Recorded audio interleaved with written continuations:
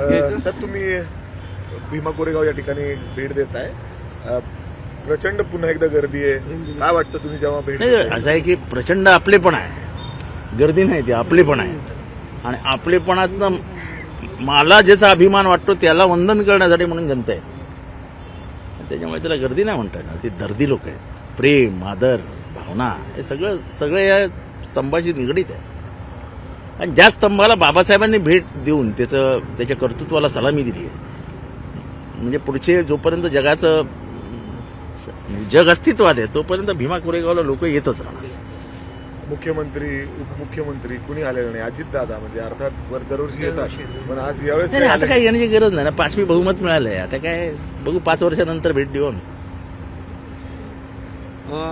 अजितदादाच्या संदर्भात प्रश्न आहे की त्यांची आई म्हटलेत की अजित पवार आणि शरद पवारांनी एकत्र आलं पाहिजे, त्यांना वाटतंय असं, तर काय तुमचं? ते आईसाहेब म्हणतायत, आईसाहेब म्हणत असतील तर मला या विषयावर मला काही बोलायचंच नाही ना. त्यांचा घरातला प्रश्न आहे, घरातल्या प्रश्नांवरती मी कधीच बोललो नाही, आजही बोललो नाही, उद्याही बोललो नाही. पण तुम्हाला वाटतं का एकत्र यावं? मला माझ्या न वाटण्याला काय किंमत आहे? काय किंमत आहे? पवार साहेब ठरवतील ना, आपला काय संबंध आहे? साहेब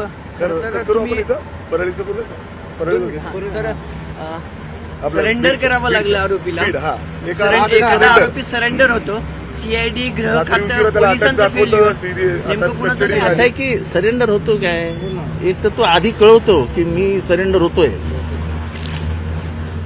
म्हणजे हा सरेंडर होता की हा तह होता की तुमच्या 10 मागण्या मी मान्य करतो, तुम्ही माझ्या 2 मागण्या मान्य करा. म्हणजे सरेंडर हा कधी होतो, आत्मसमर्पण हा कधी होता? सरेंडरला पॅरलल शब्द आहे आत्मसमर्पण.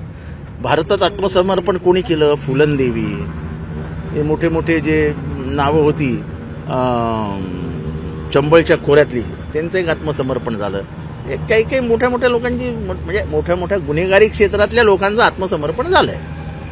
पण महाराष्ट्रामध्ये आत्मसमर्पण झालेली एकही केस माझ्या तरी लक्षात नाही. म्हणजे दाऊदनेही आत्मसमर्पणाची इच्छा व्यक्त केली असताना दाऊदलाही सांगितलं तुला आत्मसमर्पण नाही करता येणार आणि तुझ्या मागण्या बिगण्या काय मान्य करता येणार नाहीत. असं काय झालं की म्हणजे पोलीस स्टेशनच्या दारात हा माणूस दारी घेऊन जातो आणि पोलीस अडवत पण नाहीत त्याची गाडी. म्हणजे कमीत कमी सीआयडीच्या दरवाज्यात तरी गाडी अडवायला पाहिजे होती. थोडीशी तरी बाबा काही आला, गाडीतून उतरले साहेब वाल्मिक दादा कराड साहेब, आणि साहेब गेले आतमध्ये. हो, आता ते एवढं मोठं प्रकरण असेल की वाल्मिक दादा कराड हे, याच्यात पोलिसांची फक्त थोडीशी, मुख्यमंत्र्याचं फेल्युअर आहे, गृहमंत्र्याचं फेल्युअर आहे. फेलियर कोणाचं आहे ते महाराष्ट्राने तपासावं. काय आम्ही बोलून कंटाळलोय.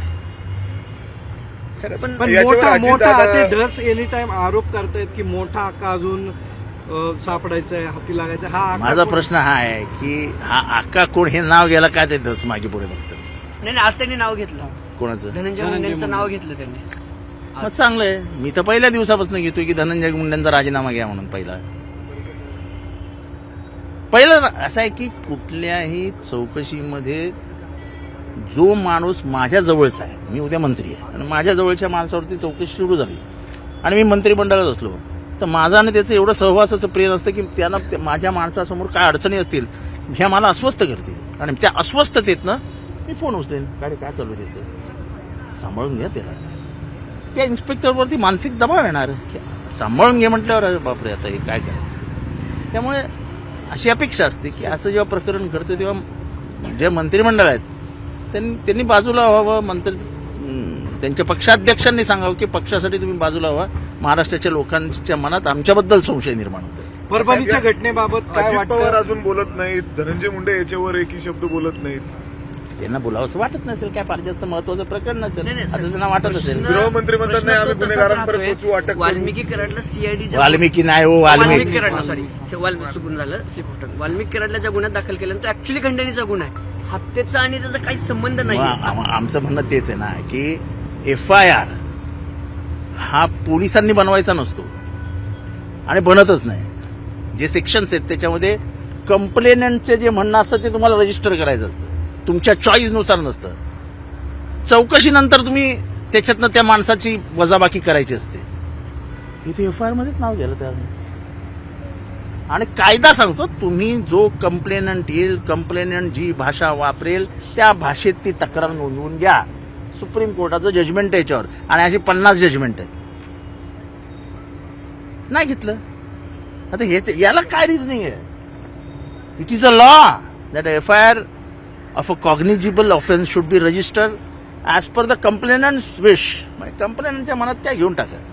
परभणीच्या मुख्यमंत्री म्हणतात की घटनेबाबत आम्ही अटक करू, योग्य म्हणजे शिक्षा देईल. असे माझा म्हणजे विरोधक म्हणून तुम्हाला काय वाटतं, खरंच तुमचं ऐकलं जाईल बहुमत? असं आहे की आता मला जरा भीती वाटायला लागली की एवढं मोठं पाशवी बहुमत मागे आहे की काय नाही केलं रे, जा काय करतो तू, अशी भाषा येतात का म्हणजे? तुम्हाला जेवढं बहुमत मिळेल तेवढं तुम्ही वाकले पाहिजे. आता ती परिस्थिती दिसते आहे. मला मुख्यमंत्री करतील असं मला वाटतंय, त्यांच्या भाषेतनं दिसतंय. एकंदर जे काय चौकशा सुरू झाल्या आहेत, जे काय यांच्या संबंधित महिला वर्ग आहे किंवा पुरुष वर्ग आहे, यांना जे काय चौकशीसाठी बोलवलं जात आहे, त्याच्यातनं वाटतंय की कारवाई होईल. आणि कदाचित मुख्यमंत्री कारवाईतल्या घडामोडी बाहेर सांगत नाहीत, कोणालाच सांगत नाहीत, असं माझं एक मानसिक हे तयार झालेलं आहे. पण जोपर्यंत ऍक्शन होत नाही तोपर्यंत कोणावर विश्वास ठेवायचा?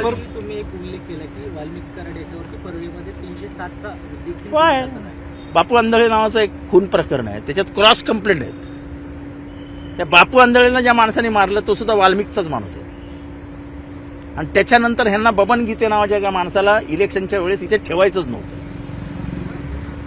म्हणून त्यांनी बबन गीतेचं नाव 302 मध्ये घ्यायला लावलं. या सर्व वाल्मिकी कराड यांच्या मागे कोणाची ताकद आहे असं वाटतं? कारण आता नेहमी कोणाला अप्रत्यक्ष कोणाला धनंजय तुम्हाला मुंडे- किती तुम्हाला काय संशय येतो? गेले 20 दिवस आम्ही बोंबलून सांगतोय कोणाची ताकद आहे, तरी तुम्हाला आमच्यावरच संशय आहे का? परभणीच्या घटनेबाबत काय वाटतं तुम्हाला? कारण की विरोधक हा, म्हणून नाही, विरोधी पक्ष तुम्ही एक लक्षात घ्या, दोन्ही गोष्टींकडे एकाच अँगलमधनं बघू नका. मस्साजोगची घटना ही पॉलिटिकल मर्डर आहे.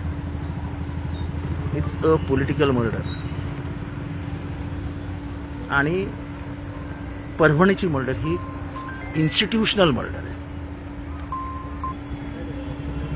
तो कुठल्या कस्टडीत मेलाय हे साधारण आजपर्यंत महाराष्ट्राला कळलेलं आहे. तो मेलाय ज्युडिशियल कस्टडी. आणि ज्युडिशियल कस्टडीमध्ये एखादं निधन होणं हे अतिशय गंभीर आहे. Judicial custody is not a custodial death, it amounts to murder. कारण तो पोलिसांच्या ताब्यात नाही, तो ज्युडिशियरीच्या ताब्यात आहे. ह्या गोंधळामध्ये आपण हे विसरूनच गेलोय सगळ्या गोष्टी. त्याच्या